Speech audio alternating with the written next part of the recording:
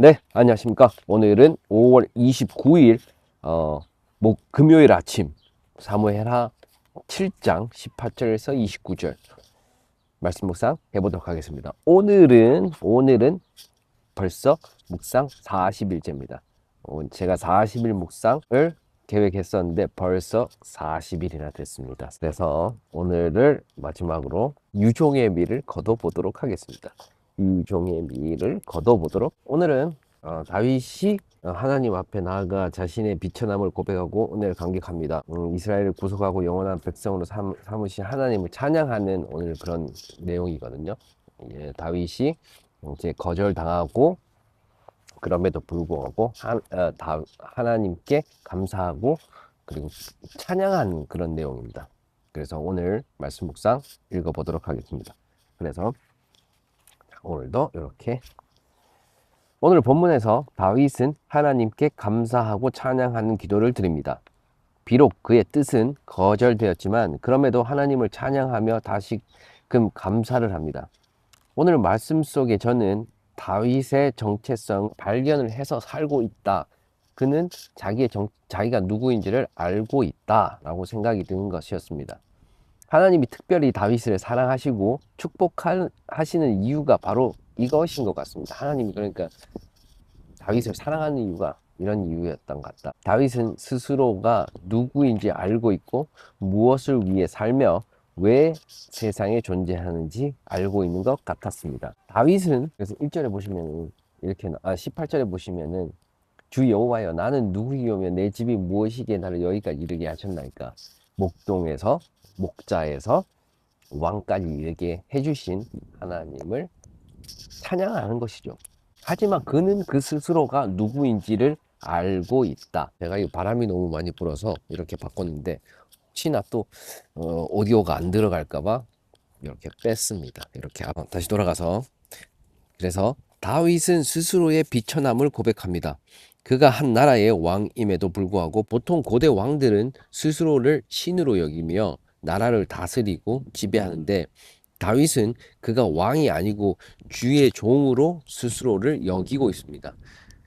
그러니까 그 고대의 그 당시에는 왕이 되면은 그들을 지배하고 그리고 다스리고 자기가 신이 되는 그 신만큼의 그 영역까지 가는데 다윗은 그렇게 생각하지 않고 스스로를 하나님의 종, 하나님의 도구로 생각하고 있다. 그렇게 스스로를 정체성을 여기고 있는 것이죠.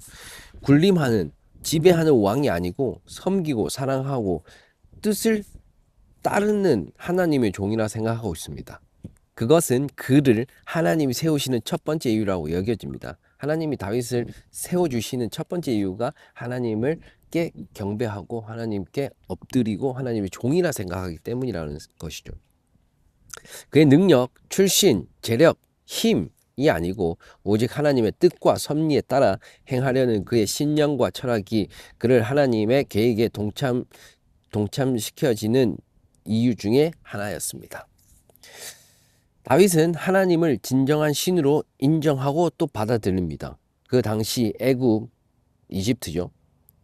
그리고 주위의 수많은 신들과 하나님을 비교하지만 다른 신들은 다 가짜, 아니야, 정말 신이 아니야 라고 했지만 다윗은 하나님을 인격적으로 또 이성적으로 또 합리적으로 그것을 인정한다기보다 뭐라 그랬죠? 내가 스스로 엎드린다 뭐 그런 느낌 뭐죠? 하여튼 그런 느낌인 거죠. 내가 오케이 하나님 이게 아니라 어쩔 수 없이 자기가 수긍하고 받아들여지는 그런 느낌인 건데 제가 그걸 표현을 못 하겠습니다. 어떤 느낌인지. 그래서 다윗은 이성적으로 합리적으로 또 비교하는 그 과정 중에 그냥 대대로 내려오는 이스라엘 히브리 종교 및 관습이 아니라 실제 세상을 창조하신 창조주이시며 모든 세계는 그에 의해 돌아간다는 것을 느끼고 찬양하고 두려워합니다. 그래서 하나님의 뜻과 계획을 거스를 수 없음을 그리고 그것을 마땅히 받아들여 그대로 행하기 위해 그는 그것을 느끼고 스스로 노력을 하죠. 그 다음 다윗은 그가 왜 존재하는 것을 깨달아 하나님을 찬양합니다. 그는 하나님께서 말씀하신 대로 쓰임 받기를 원했습니다. 하나님이 말씀하신 하나님의 계획하심에 따라 쓰임 받기를 원했죠. 그의 나라 왕국이 복을 받고 그의 말씀 하나님의 말씀대로 영원히 세움을 받고 사람들이 영원히 하나님의 이름을 찬양하며 높이기 위해 존재함을 스스로 깨달았습니다. 그래서 오늘 전체적으로 다윗의 그 하나님을 찬양하는 이유, 왜 존재하고 무엇을 위해 존재하고 그리고 스스로가 누구인지 다윗은 이거를 자기가 그거를 이게 정립이 됐든 안 됐든 간에 알고 있었던 것 같아요. 그러니까 그가 무엇을 할지를 아는 것이죠. 자기가 누구인지를 알기 때문에 무엇을 할지를 아는 것이죠. 그래서 오늘 제가 느낀 점, 이건 느낀 점이고 이 제 현실에 대해서 저는 누구입니까? Who am I? 누구입니까?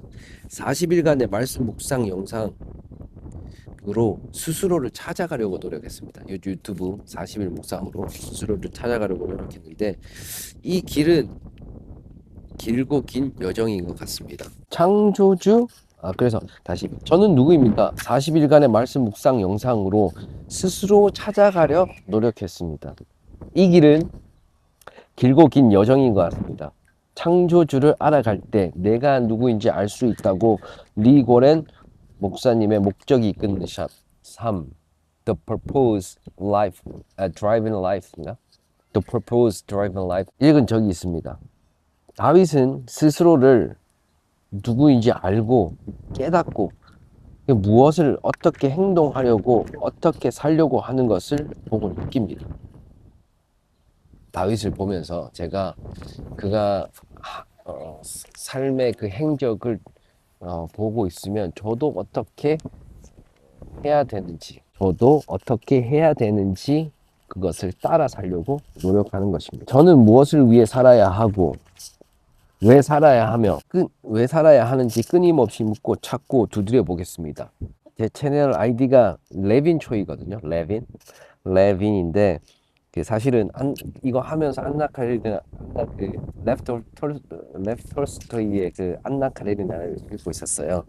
근데 거기서 레빈의 삶이 제가 지향하는 그런 삶이랑 비슷했고 좀 저랑 이렇게 성향이 비슷하다 그랬더라. 좀 그랬었는데 영상 이것도 40일 마치면서 그 레빈 저기 안나 카레리나도 이제 다 읽었거든요.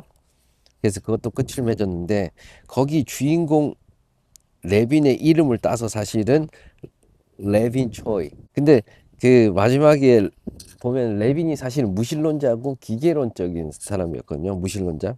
근데 마지막에 또 하나님을 믿게 됩니다. 그러니까 뭐 기독교, 개신교 하나님을 믿는 건지는 모르겠지만 어쨌든 그가 스스로의 삶의 의지보다는 자기가 모르는 그 어떤 영역에서의 삶을 깨달았다는 거죠.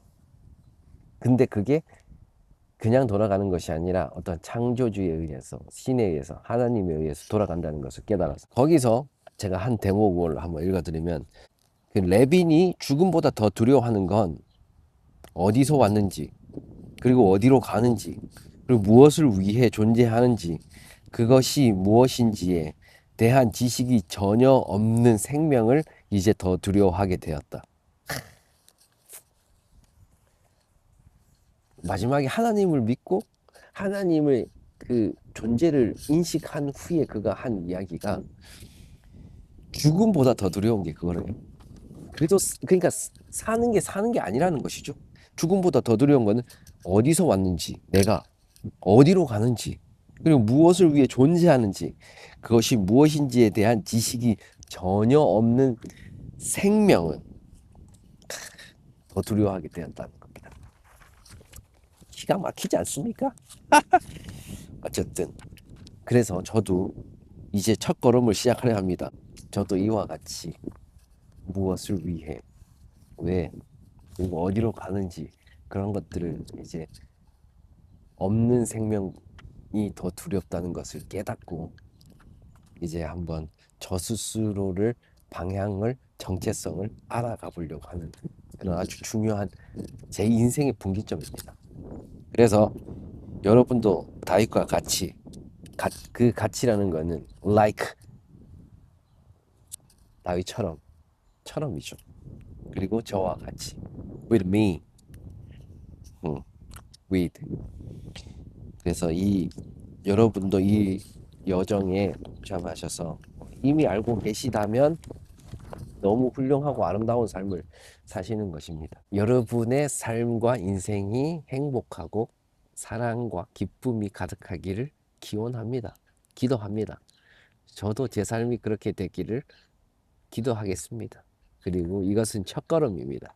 계속해서 keep going 해서 나아가 보도록 하겠습니다. 네, 감사합니다. 오늘도 좋은 하루 보내시고 즐거운 하루 보내시길 바라겠습니다. 40일 오늘 마무리되었습니다. 또 볼 수 있을까요? 모르겠습니다. 네, 여러분의 인생의 여정 즐겁고 행복하기를 바라겠습니다. 감사합니다.